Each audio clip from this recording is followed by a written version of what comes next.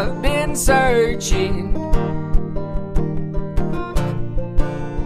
what most people say just can't be found, but you always find me out. Welcome to Following the Fire. Thanks for joining us on this journey through the wilderness. Just like Israel followed the pillar of fire and smoke, we want to take a new look at our beliefs and just follow him. And like Israel, we get it wrong a lot, we get lost a lot, but we're doing our best to go where God leads us. I'm Nathan. And I'm Steve. Can't compare with what you're worth. And I had been fighting. Today we're going to talk about Steve's list of things that's been on his mind. Turns out it's a long list. We don't get too far, and we solve the issue of women's roles in the church. Or at least, maybe not, but great conversation coming up. And I had been screaming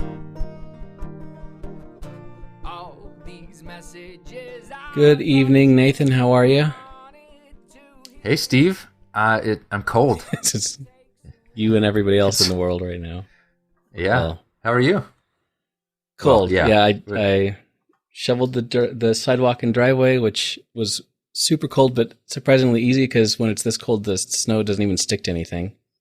Oh, it's nice and light it's and so fluffy. Yeah. I wish we knew, Eskimos supposedly have, 10, man, I'm showing my ignorance here, multiple different words for snow. Yeah, I've heard 70. I don't know if that's true. Seven, yeah, there we go. 70 words for snow. And I need to know at least 3 of them because shoveling the snow in May, I'm not shoveling the snow. I'm doing something else. I need a different word for that. Yeah, and I just realized that when you're a kid, this is the worst kind of snow because it doesn't make a snowball. You can't make a snowman or a fort. No forts. It is As the an worst, adult, yeah. it's like the best because it's just like light and fluffy. You just kind of throw it up in the air and it flies away. Sometimes it just blows away on its own. Yep. I had 2. I love this. I love the cold. I love when it's so cold that you can smell how cold it is. I call that crisp air. I just love that. But my pipes are frozen right now in the kitchen.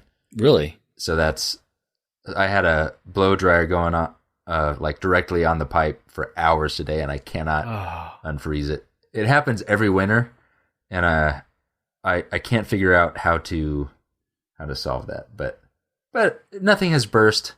So You just don't have any water in the kitchen? I just don't have water in the kitchen.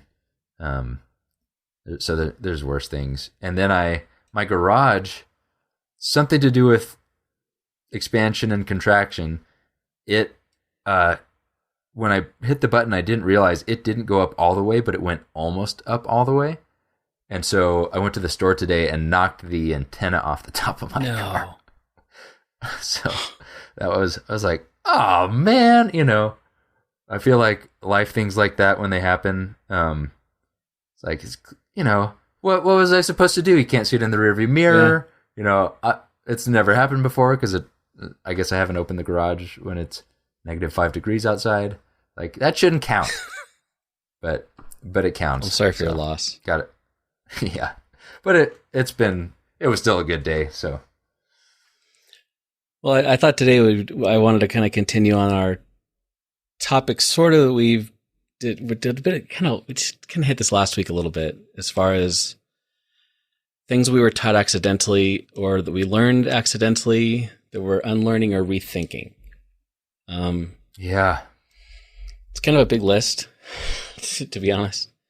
I'm trying to not approach every single one of these episodes with caveats about everything, but yeah, I think we got to get our apologies out of the way first. Didn't mean to offend. I'm sorry, etc. Yeah. Well, when you talk about things you learn accidentally, first of all, that's already a caveat because a lot of things that we're taught things with good intention, or we do things with good intention, and when you accidentally by doing that teach someone else, I feel like it's it isn't it's not a condemnation of of that society or those people. True. Because I've been thinking a lot about how there is no way I can escape accidentally teaching my son a bunch of stuff he's going to have to unlearn as an adult. Oh yeah. Hopefully it's different.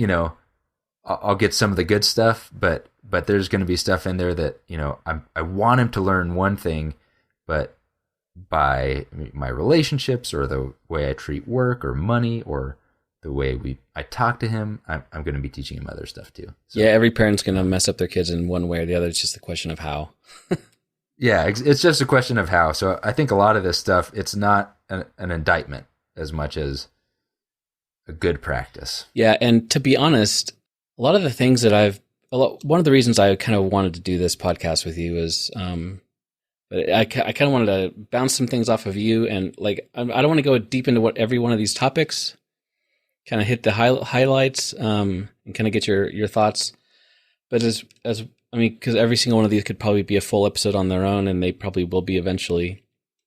But I most of these are not unlearning things.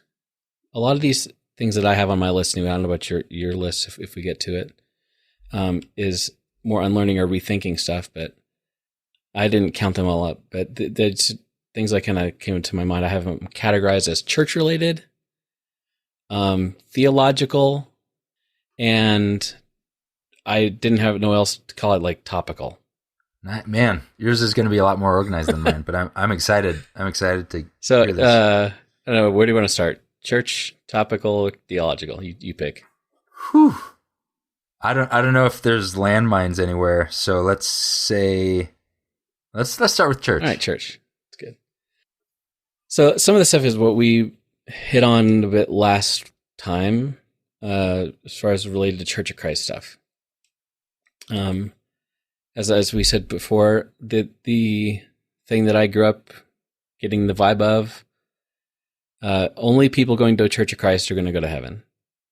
And if you talk to someone who is a member of the Church of Christ, they would not say that the Church of Christ is a group, or especially not a denomination.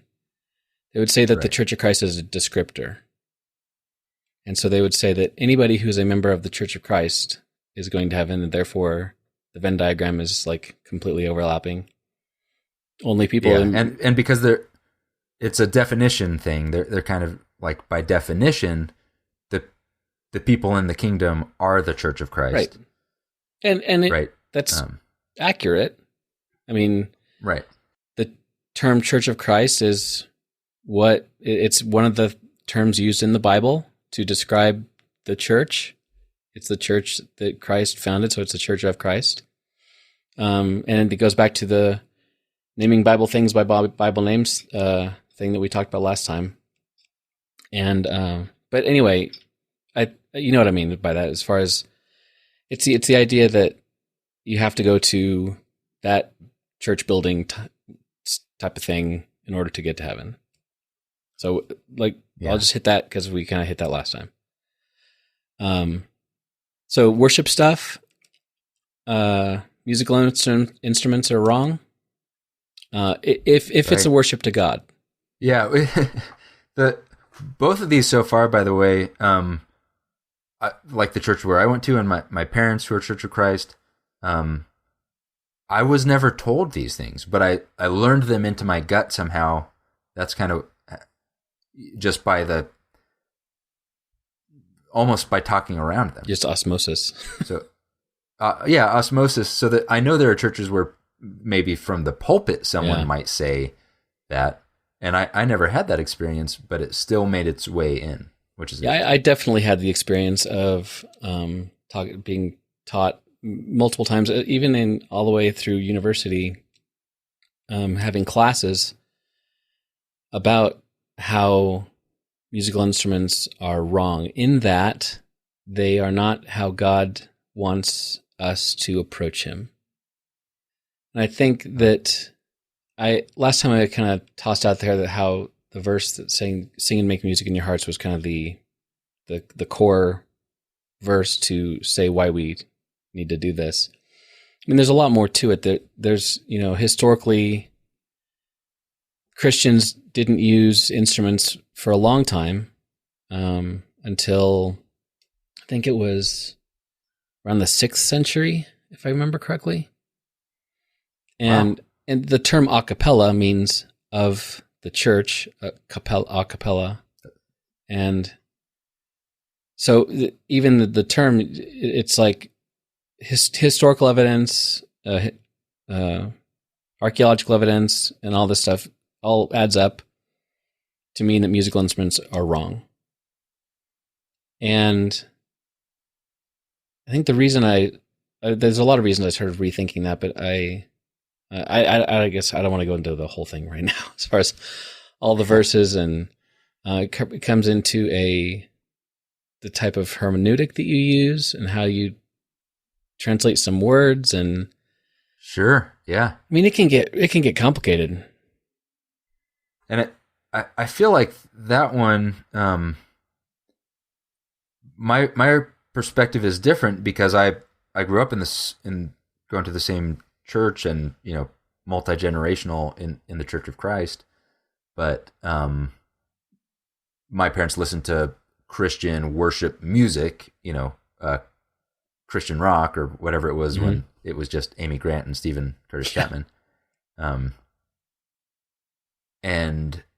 But I had some friends who they weren't allowed to listen to Christian music, but they were allowed to listen to like AC/DC or, they were allowed to listen to rock music as long as it wasn't worshiping God. And so that always felt like such a weird line to me. And so I kind of grew up thinking a cappella, only human voices singing is beautiful and cool and very democratic, very equalizing.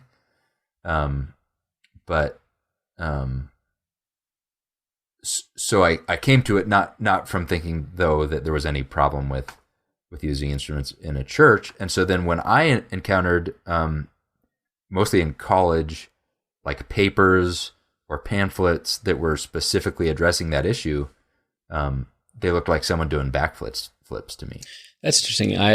I especially when you got into my teen years, Christy jokes about how I grew up in the 40s because the music that I loved was like Pat Boone and like all these old singers, and I love the oldies station.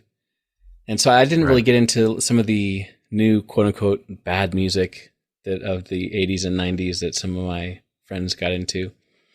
But I never ever got into the, like you mentioned, Christian rock stuff, and my parents never did either. And my dad grew up in a Church of Christ in Nebraska that had a piano. What? Yeah, there's quite a few sprinkled around the Midwest. Wait, for like at lunchtime, or there? No, like full on piano. I think they may have had an organ too. I think, but for a piano for sure. And I remember him telling me how he didn't like it, not really from a theological perspective, but he said he didn't like it because there's always a problem if the piano player was sick or whatever, then the singing sounded bad because everybody's relying on the piano to hold the tune and whatever, and how it's just so much simpler to just sing like wherever you are and have it sound beautiful and all those things 100%. Yeah. To be very honest, I much, much, much more prefer just a cappella singing, 4-part harmony. It's beautiful. But it's a preference thing, and it just comes from, that's how I grew up, I think. But yeah. So that's a big long rabbit hole, and we can get into that if we really feel like at some point down the path. But suffice it to say, I think that God is much less specific than we'd like him to be about some worship stuff. And there's examples all throughout the Old Testament and through the Psalms about like make music with harps and trumpets and gongs and cymbals and all this kind of stuff, I don't think God cares. I think the make music in your heart when you sing to God is about what your heart's saying. It's not about where the music is quote unquote being made. It's about where is your heart? You can go to a mega church with a band and your heart cannot be in it, and it could be in it. Just like you can be singing in a 4-part harmony in a Church of Christ, and it's the same problem that could be there. Oh, yeah. And we should dive into the music rabbit hole sometime, because I have weird music baggage that we should talk about sometime. But I do think, it also ties into what we said, which is like, if you're looking at the Bible for an order of worship, it's so terrible at that. The Bible did a horrible job of letting us know what should and should not happen in a church building. Yeah, well, things are a lot more clear looking back at the Old Testament as far as how the priests were supposed to do things. So he's very, very, very specific. But Jesus came along and he made it a lot more about our relationship with him. And right. He even did some things that the Jewish people at the time were like, that's like, it's like a music, that's like rolling a piano into Church of Christ. You can't do that. Yeah. What are you thinking? Exactly. He did a lot of stuff like that, because he was trying to say that this is better than that in a lot of instances.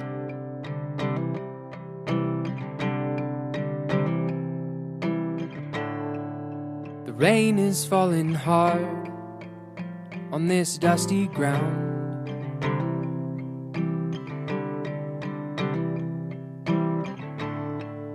And I got no way of knowing what will grow. Did you grow up learning about like the 5 components of worship? No. My Church of Christ education is mostly osmosis. Okay. So there was singing, praying, preaching or learning, giving, and what's the 5th one? I may have to cut this out because I completely forgot what the 5 are. I was going to write with maybe is there an encouraging each other one or something? There's nothing to do with encouraging or anything with that. Sing scripture. That's what it was. Reading scripture. And this doesn't require a lot of discussion or whatever. It's just, I remember thinking that if you didn't have those components, it's kind of like if you didn't. Some people think that if you don't have a proper invitation at the end of the sermon to have people come forward and give their life to Christ and be baptized, then there's something wrong. I mean, I've given sermons at places before and not done that, and because sometimes the sermon, the topic is not about that, and sometimes it doesn't make sense to just throw in an invitation at the end of it. And I've had people chastise me for not doing that. But it's all this worship stuff that it's kind of our individual baggage. And along those lines and I think that this is where a lot of the issues we were mentioning last time came from. This idea that worship is what you do on a Sunday morning. Yeah.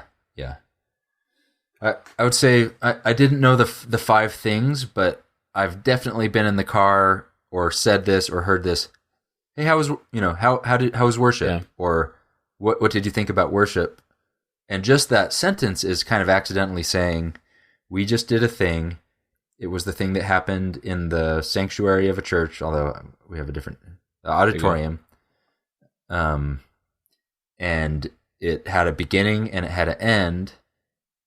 And usually my answer is like, well, I didn't really like the songs that they picked, and the singer was, did everything slow, and it's a movie. And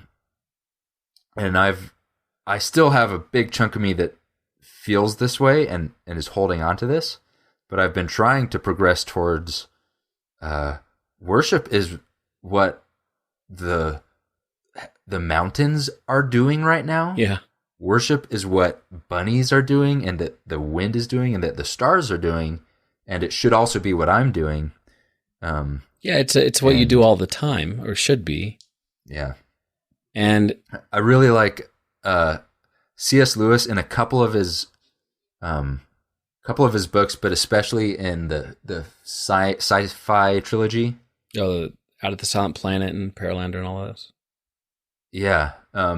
He's working on some theological ideas in those, works of fiction, but one of them is worship, and so he has some astrological worship sequences. I'd forgotten that. That are just I thought were really cool, but I'm definitely it's hard. So I wasn't taught those things, but I certainly accidentally learned those things. Yeah, and like I was listening to a sermon today by another guy here in town, and he was talking about worship, and he even made the point that he's like, people talk about they may not like worship or whatever the songs, just like you said, but he's like, worship is everything that you're doing, and so it's not a Church of Christ thing, it's not a Catholic thing or whatever. I think it's an idea that it's easy to think that what the times on Sunday where I'm singing or whatever, that is the worship of my life, and the rest of my life is just living my life.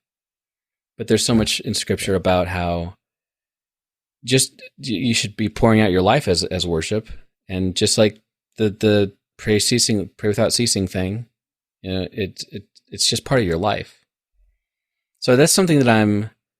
It's not that I was taught the wrong thing. It's just that I think I have a problem that a lot of people do, is that they kind of unconsciously think that that's what worship is. And so it's like a day-to-day thing, reminding myself that worship is much more than singing a song or saying a prayer. I think I have this thing, and I would guess that it's a universal human desire. I want to have parameters and limits and bounds and descriptions and names for things. So if I'm supposed to do something, I want to know, how am I doing it right now? Yeah. Am I how do I know that I've done it? I feel like it's so natural to want to have the 5 things for anything in life. Like, how should a preacher dress? Yeah. Well, like this, or how can, how do I know, how much should I give? Just tell me the amount, and then I'll just do that. Right, because that's comfortable. Because I don't have to think about it. Yeah, and it's also attainable, or at least you know where you are in relation to what you're supposed to be doing. Yeah. So I've in college, every year in the summer, we'd go on a week or 2 long band tour and stay in a different church every day. Yeah. And so one of the reasons is there'd be churches that maybe had a separate fellowship hall from where they worship, and they really needed to know, hey, is what we're doing right now worship? Because that's got to happen here. Is what we're doing fellowship? That can happen anywhere, but worship shouldn't happen here because there's a basketball hoop. Right. So I feel like part of wanting to do things the right way, as humans, we want it to be really clearly defined. Yeah, but it's not. Yeah, having super defined things is nice. That's how the Israelites had things set up, as very nice and very defined, very good boundaries and things like that, for the most part. So it's totally a human thing, like you said, to try to find those things, or if they're not there, to create them for ourselves. And I don't fault anybody for doing that. Just trying to look beyond it a little bit. Is it love for me or resentment for the words that I spoke?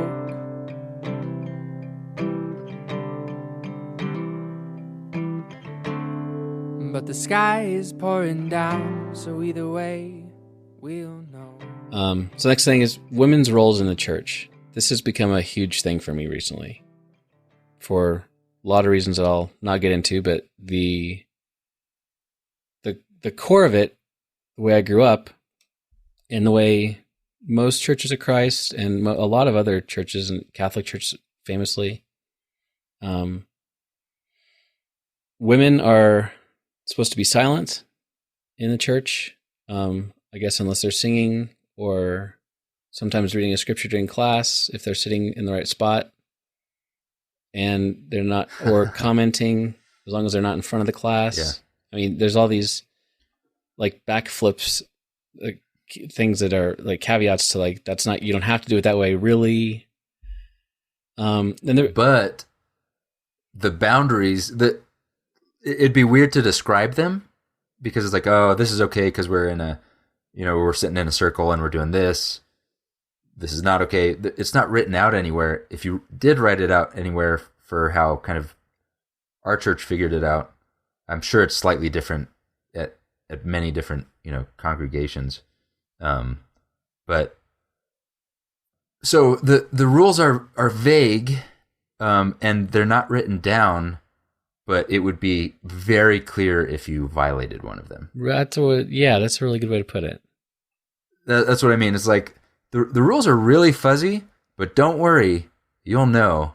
It's kind of like the Supreme Court talking about pornography. It's like, well, define pornography for me. Well, I can't, but I'll know it when I see it. Right. Or it's like, what's the difference between a men's bathroom and a woman's bathroom? Yeah. It's like, I don't know. You could walk in, but as soon as you realize you're in the wrong one, you're going to start sweating, right? Your adrenaline's going to go off. So, yeah. So this became a kind of a sticking point with some folks, and recently. And so I thought, okay, I've read books about this. I've been taught one thing my whole life, and like my gut, as you talked about last time, how unreliable that can be. My gut was telling me that it's okay, that women should be able to do stuff in church too. And I thought, okay, I don't want to trust my gut necessarily, right, if something is right or wrong. And so let's dig into this. So over this past year, I've had a lot of free time, as most of us have. And so I've read a couple books about it, on kind of both sides of the aisle, I guess. And I even went so far as to get track down a copy of the Mishnah, that which is basically the writings of rabbis during that it's basically the book of, it's like the Bible commentary that Jesus would have had. Yeah, the rabbis written before Jesus came along, what like their take on scripture was. And a lot of these walls that we always talk about, the Pharisees built up. It wasn't just the Pharisees. It was lots of walls around rules, or like women should be this way. This is how a divorce should go, et cetera, et cetera, et cetera. And the reason I wanted to do that was because I think it informs a lot of what scripture has to say about women interacting in a religious sphere. Because some of the things that are attributed to Paul that he wrote are confusing, vague, grayish. And sometimes cultural. Right? Yeah, and when's it cultural, when's it not? Yeah, how can you know? Yeah, and or it's not always easy to know. Yeah, and looking at the gospel accounts of Christ's life, we know how he treated women. Like he talked to like the Samaritan woman at the well. Talking to her, one-on-one was like, wouldn't have happened. That's ridiculous. Not only was she Samaritan, but worse than a Samaritan, she was a woman. And how it's clear that women were part of his ministry. There's a woman mentioned in Acts who she's referred to as an apostle, but she's clearly a teacher. There are other women in Acts that are teachers, and so I wanted to find out if Jesus included women in his ministry, what did that say about how he saw the culture at the time? And that influences and that kind of plays off of the things that Paul would have written about them, et cetera, et cetera. So without spending the entire evening tonight talking about women's roles in the church, Jesus was a very much anti cultural for his time. Not just about quote unquote religious-y stuff, but about women. And he had women following him as disciples would follow a rabbi, and that would have never been allowed for women to do that to follow a rabbi. And so things like that make you see how the way Jesus treated women in his life was very egalitarian. And he tore down these walls that we keep trying to put back up. And it's to the I have studied this to the point where I honestly think that it is wrong to prohibit women from doing things in church. And it's beyond. I mean, I really think that it's wrong. It'd be like if you woke up one day and you went to church and suddenly you found out that black people are not allowed to preach and teach anymore, unless you're preaching and teaching to a black person or a kid. We would not allow that. Yeah. But we tend to allow that kind of thing to be done with women, and I think it needs to stop. I would say I think it's damaging to the men in those churches, to the women in those churches, and then to how to someone who comes in. I have the same thing. It's so hard for me to. I was also taught that women shouldn't be. I went to this church where we wouldn't pay women if it was a ministry. Mm-hmm. So if we had a woman in charge of, let's say, the children's ministry, we would do that, but we wouldn't have we wouldn't pay her to do that, even if maybe we should or she deserved that, because now we've made her into a minister. Yeah. We have a secretary who's female, but I guess she's not in a leadership position. But it's so hard. Some of my biggest tie-ups have to do with where, like you mentioned, my gut says this can't be right.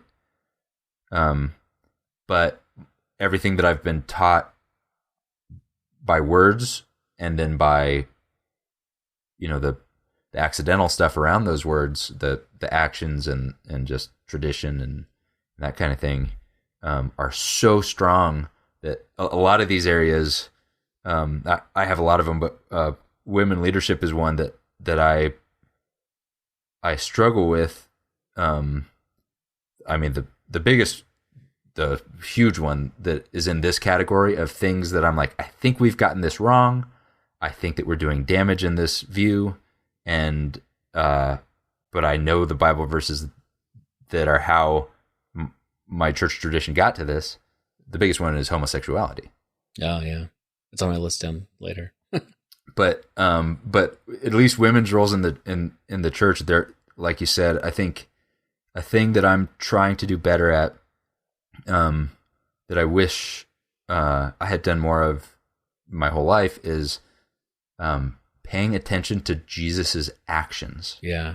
And I know that it's kind of obvious, but his words were extremely important, but often his actions were even more important. And the woman at the well is such a great example of that, because if you come to it from a Western, modern perspective, the story is about how Jesus calls a woman a racist slur and demeans her and about her moral life, right? But if you, he jokes about her being a dog, which is what, and I say jokes, that's not how a lot of people are going to read that. But if they know that the context, that Jesus even being in the same place with her is him lifting her up. Yeah.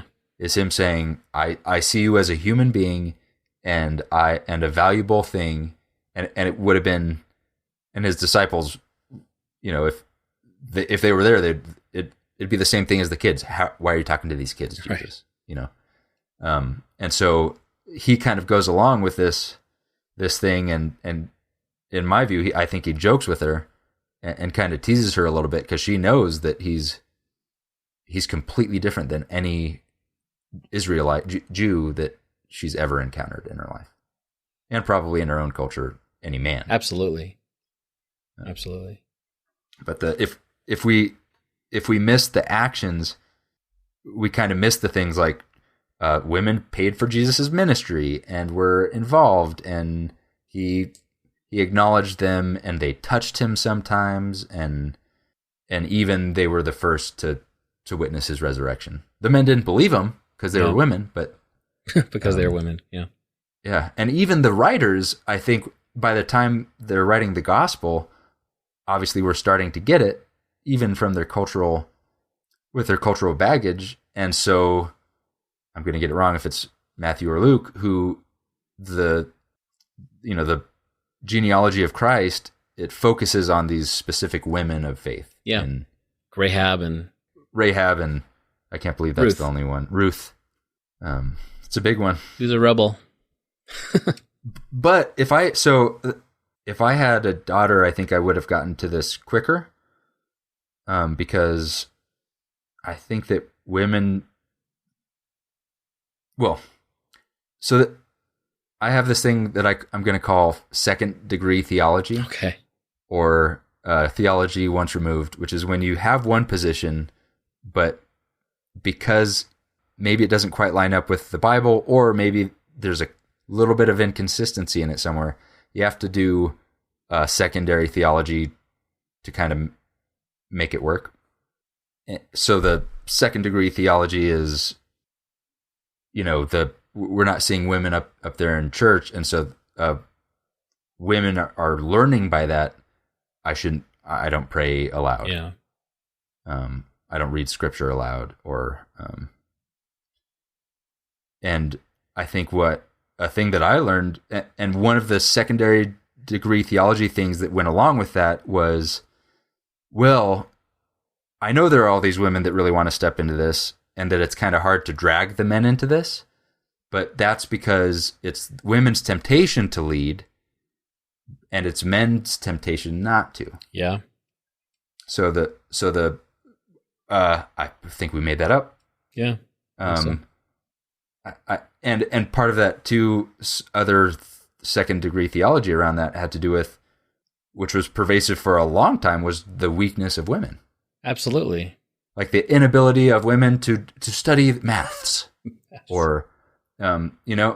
the frailty of females, and the fact that it was actually the Christian thing to do to protect them from those things. So but those are things we kind of added on, but it instructs on accident. So one of the things I wrote down is that women are not as smart as men, is a thing that I learned accidentally, was women shouldn't be doing this because it'd all go wrong. Yeah. And by the way, that bleeds into maybe Hillary Clinton, a female president would be a problem because women can't handle this kind of thing. Or, it definitely feeds into, it doesn't just stop in the auditorium. Those things, they bleed over into life. Yeah. And that to me is one of the saddest and most frustrating aspects of this idea that has hung around for so long. And to be clear, this is not a new concept that like women should be allowed to, like, if you look back in history, women were allowed to do stuff for for big chunks of church history. And a lot of this, it ebbs and flows with the current cultural misogyny level, I guess. Because what Jesus was trying to do, he lived in an age, like most of the ancient times, where men were in charge, men did the stuff, etc., etc., and women were like very, very low-class citizens. And he came in and treated women completely different, as equals, on and on. You could give lots of examples of that. But we are still stuck in an age where women can do everything else a man can do. They're allowed to do everything else in society. But you get into the church building with other members of Christ's body, the most sacred place and sacred relationship. Suddenly women can't do stuff. Not allowed. And it does send these unsaid messages of, I'm not good enough, I'm not smart enough. And that breaks my heart. And honestly, having a daughter like I do is one of the things that really made me start thinking hard about this. Because I want her to... my dream for her is not to be a preacher. It's not to lead singing at church, you know. My dream for her is to see herself in a relationship with God as worthy of that relationship, just as anybody else is worthy of that relationship. And I know not every woman who is in a church who restricts their activities feels this way. Some are just fine with it, and that's fine. But there are a lot of women out there who, like Christy, my wife Christy, for example, she doesn't want to do anything at church, like as far as like up in front of people. In church, I mean like in the worship time. She doesn't want to do that stuff, but it's grating to her that she's not allowed to. If that makes sense, because it's a rights thing. And you're seen as different and less than. And people, I'm sure people listening to this are like screaming in their head about like these verses that, you know, women are to be silent in the church and ask, you know, all this stuff. And we can get into all that at a different other time as far as what those are really trying to say and which of those are cultural, et cetera, et cetera. But either way, you cannot deny the fact that when you have a church set up where approximately half the population is not allowed to do stuff, whereas men are allowed to do everything. You may say, well, they're not as good at teaching kids, but, well, they're allowed to. Yeah. And so I think it's very detrimental. And we're honestly, there's definitely some evidence out there that we are losing, where people are like leaving Christ completely, like leaving God, because why would I be a part of, if I can do everything else in the world, I'm a high-powered lawyer woman, right? I can do everything else in the world that a man can do, but I go to church and I suddenly I'm a second-class citizen. I don't want to be a part of it. Please don't turn away.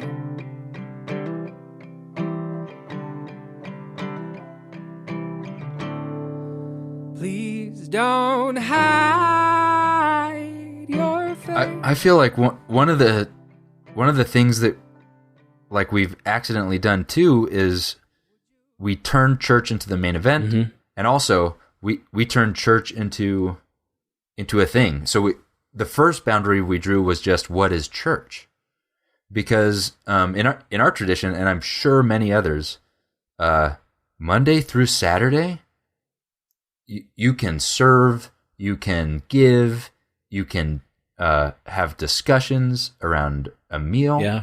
And that's, I mean, there's certainly traditions where the woman's not doing that, you know, in a marriage or whatever. But just thinking about even small group is when you get to cheat by having church in a house, and the women get to do stuff all of a sudden. Yeah.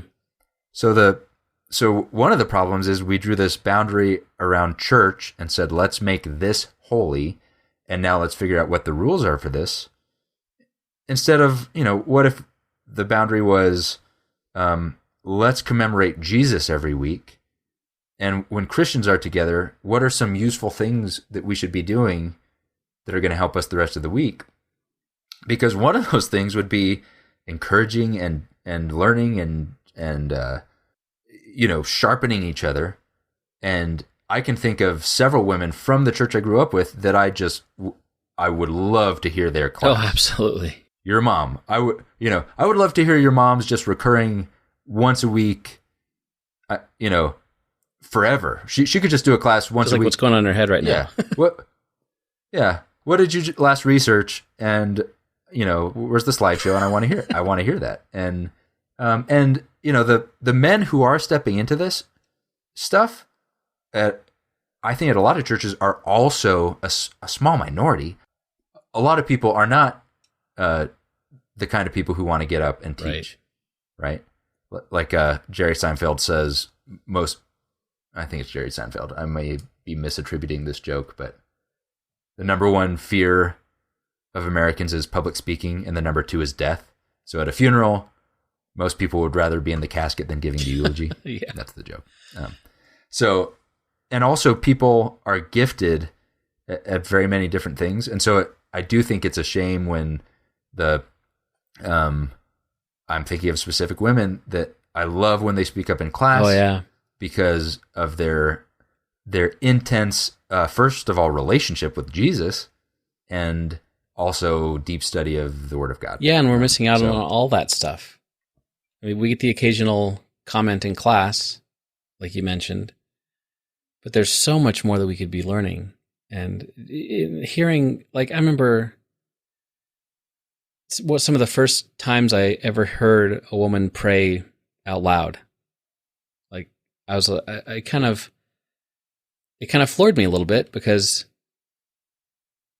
not necessarily because of the difference between men and women, I guess. My guess is that it's that men you're kind of trained to how to pray a prayer. This is how public prayers go.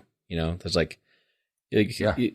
we even joked at one of the churches Christy and I were at shortly after college that, like, some guy would pull up like, "Oh, prayer for 35," and there was no prayer book, but it's like, this is the type of prayer. But women, having not been allowed to do that, or having not been taught in their Timothy class or whatever it was, that this is how you pray, that they are it seems to be much more from the heart. Like, I love hearing my wife and my daughter pray, because it's different than I pray. And the reason I started thinking through a lot of this really seriously is one of our mutual friends, Dane. I was in charge of, near the beginning of the pandemic, I was in charge of organizing who at church did what, like for worship, scheduling wise. And I remember I texted him once, I'm like, "Hey, can you do the Lord's Supper talk this coming week or whatever?" And he's like, "I think I'll pass." I'm like, "Oh, just busy?" He's like, I don't feel comfortable doing a job that my only qualification is that I'm a guy." I'm like, whoa. Because his wife would give such a better She would. It's like if my wife was a lawyer and you called me and were like, "Hey, could you represent me in this case?" I'd be like, "Well, if you want to lose, but Yeah, but I realized at that moment that this is the way that things have always been. I was just kind of going along with it, hoping that maybe one day it'll kind of shift. And when he put it that way, I'm like, holy cow, what are we doing? Something needs to change. And so that's when I started really getting into this. And I'm ever thankful for him to just knocking me out of my rut, I guess. And by standing up for that and saying, he's like, "Do not put me on the list anymore," because it's, kind of is a form of protest a little bit. Yeah. Kind of putting words in his mouth, but that's kind of what it was. And that meant a lot to me, because I love moments like that. And I could probably go, and maybe we'll get into this more when we get into more of these things in the future. But I love those moments, and they stick in my mind of when you're knocked out of your current way of thinking and being forced to think of something different.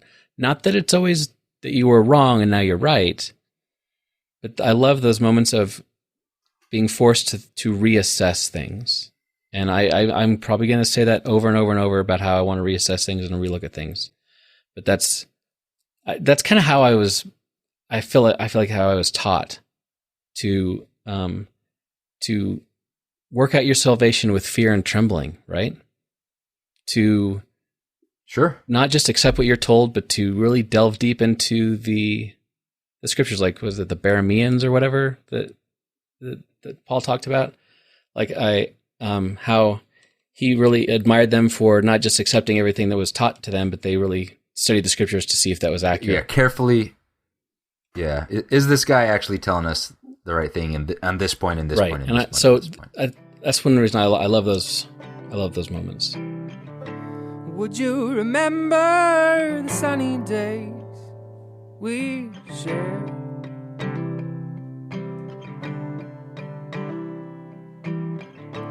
And all the laughter and joy before the rain. I think a lot of those epiphanies happen. Their perspective changes, and sometimes their perspective gifts. Yeah. Someone can give you the perspective that they grew up with or that they fought for on their own.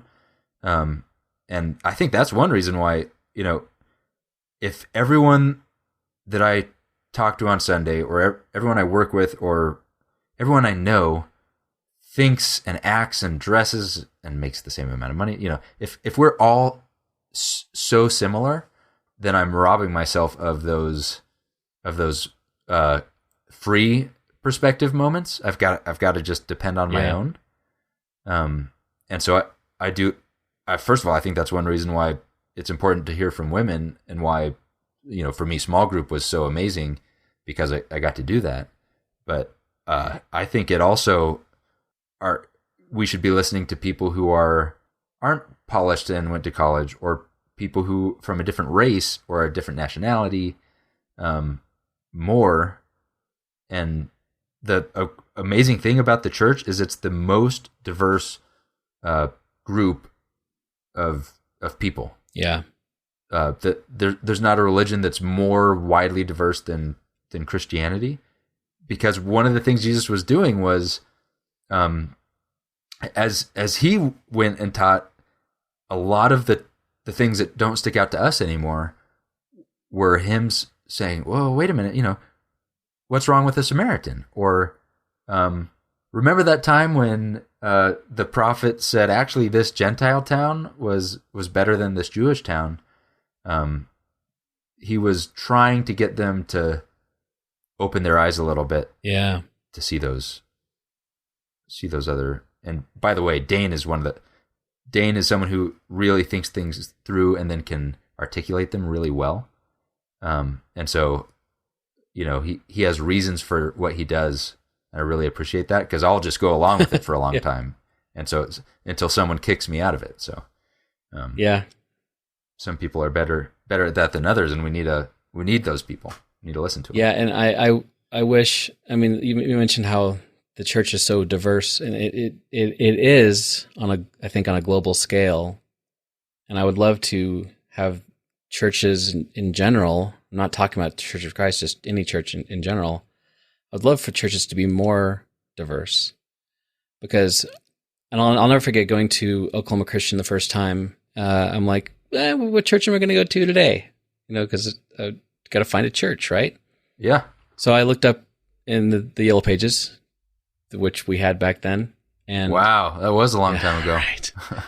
And I looked under Church of Christ, and there were I counted 45 churches of Christ in Oklahoma City. And I was blown away, and I realized that what's happening, and no surprise to anybody who's paying attention, but I was 18, I wasn't paying attention to anything. I quickly realized that what's happening is that if you didn't like the style of songs over here, you go to another one. Or if you didn't like how many black people were at this church, you go to another one. All kinds of, and every single congregation was so homogenous and so the same. Everybody was the same, pretty much, not all of them. But that's what happens when we as humans, we tend to naturally kind of segregate ourselves in a lot of different ways, not just, ethnically, but in a lot of ways. Because it's comfortable. It's comfortable to be around people who've had the same experience as us, like you mentioned, the same amount of money. So, so when you want to go out for lunch after church, one person has the McDonald's budget, and one person has the like the steakhouse budget. Yeah. It's like, it's not uncomfortable. It's easy. But I think the more diversity we have in churches along all kinds of lines, the better. And to the women's role point of things, we're missing out on so much. Like literally half of our congregation, we're just cutting it out, saying, we don't want to hear from you. And please go teach the kids. And I mean, we can go on and on about that. And we got like through like a third of my topics. But we both know that this was going to happen. We probably don't have time for me to go talk about abortion and war and homosexuality and creationism and prayer and the concept of the Trinity. So we'll address those things later because it's gonna take a while. But did I just walk into the women's bathroom because I'm sweating? You comfortable? Yeah, whew, man. Just saying some of those names, right? Some of those terms. Yeah. Something I thought of though, that the diversity of churches, I want to go back to real quick. Yeah.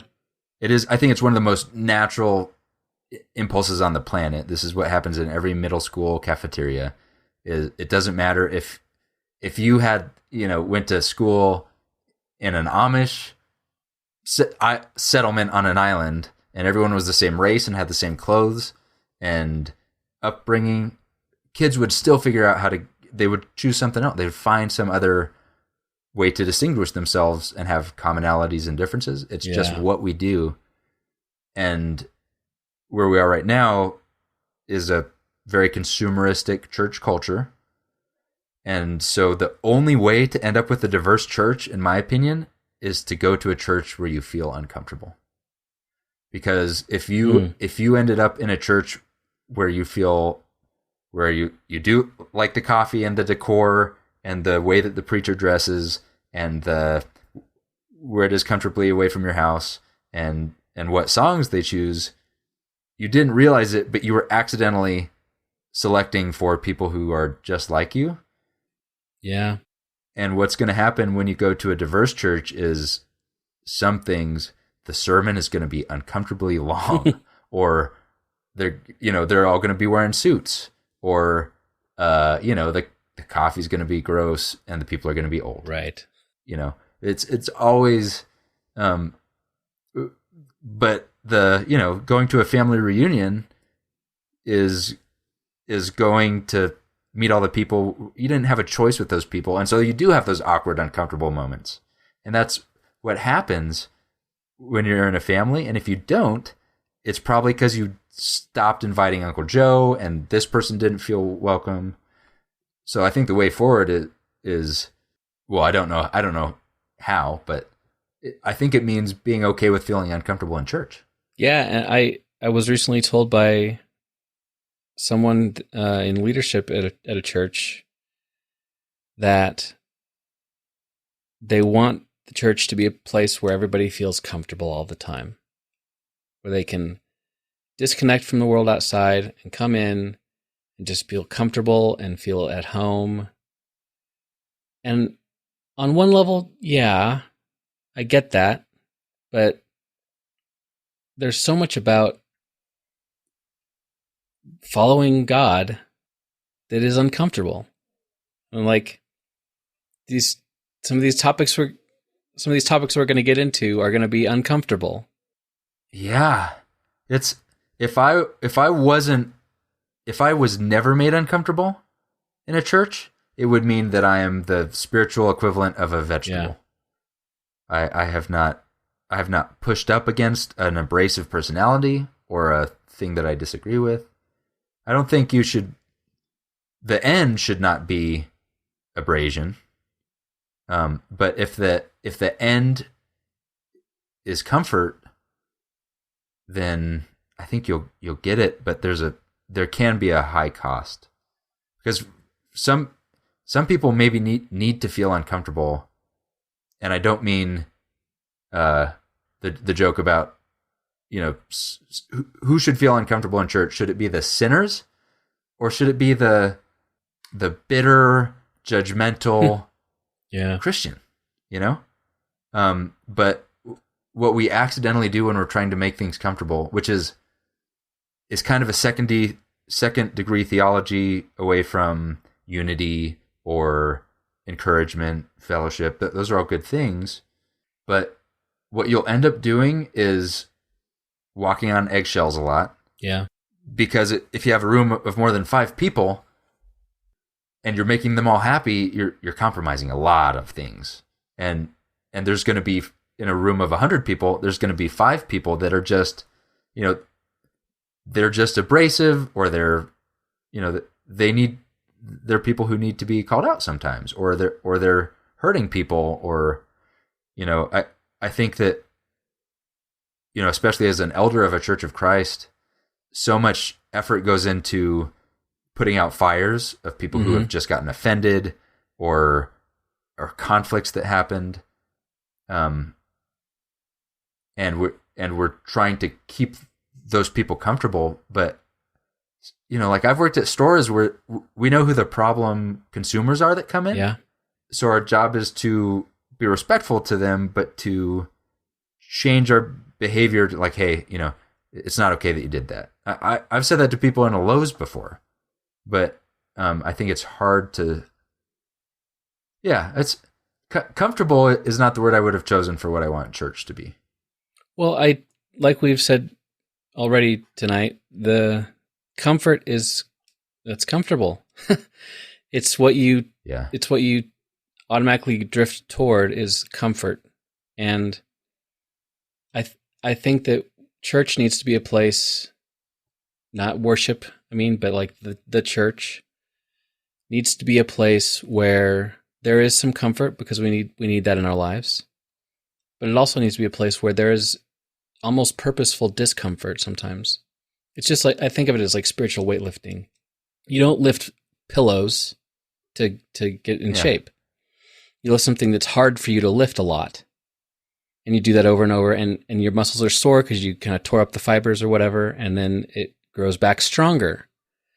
But if all you have is spiritual pillows in your life and everything's nice and fluffy, then you're never going to expand your mind and your heart and your relationship with God. You're going to stay right where you were. And I think that obviously it's a balance that's hard to hit, but I want to make sure that, and that's maybe why I have gone down the path of rethinking a lot of things, because sometimes I want to force myself to be uncomfortable about some stuff and to think uncomfortable things. Because I hope that through that, and through like these conversations with you, we can like stretch ourselves and sometimes maybe hurt things. And I'm sore tomorrow thinking about this stuff, maybe, but hopefully that'll help me follow God better and be closer to Him and have a better relationship with Him. Absolutely. Yeah. I think of it like the gym analogy is so good, because if you're comfortable all the time, then what you don't know is, could I be going faster? Could I be going farther or doing more? If you're in pain all the time, that's a problem. And I feel like actual gyms are a lot like churches for people today. Like I know people who religiously go to their gym, and I think that they feel like they go into gym and they do get to let go of the stress of life temporarily. They're in a community. It feels great. It's a refuge. That's good. But they're doing something. They're sweating. They're doing something really difficult. And so those things, you can have a church that's a refuge, but you can be sweating. You can be pushing. There can be discomfort. And the refuge is that the things, our goal, our aim there is so different than it is when we're just at work. The people around us pushing us love us, and we are trying to be filled with the Spirit so that we can go back out. But it's it shouldn't just be like sitting down with Netflix and my favorite snack and just there's work to be done. That's there's work to be done for sure. I think we're going to have to come back and see the rest of the list. At least maybe another half or third of it. Yeah. All right, well, it's been fun, man. Yeah. Thanks. Yep. This is awesome. And I can't wait for each one of those topics to dive into. Because they're all bottomless. Yeah, looking forward to it. Yeah. See you later. See ya. And I had been screaming. We're really glad you joined us for our discussion today. For show notes and contact info, please go to followingthefire.com. We'd love to hear from you. We'd also really appreciate you giving us a review wherever you happen to get your podcasts. And special thanks to Daniel Wheat for our music. You can find more of his stuff on Spotify and Apple Music. See you later. But even on my heart can't compare with what you're worth.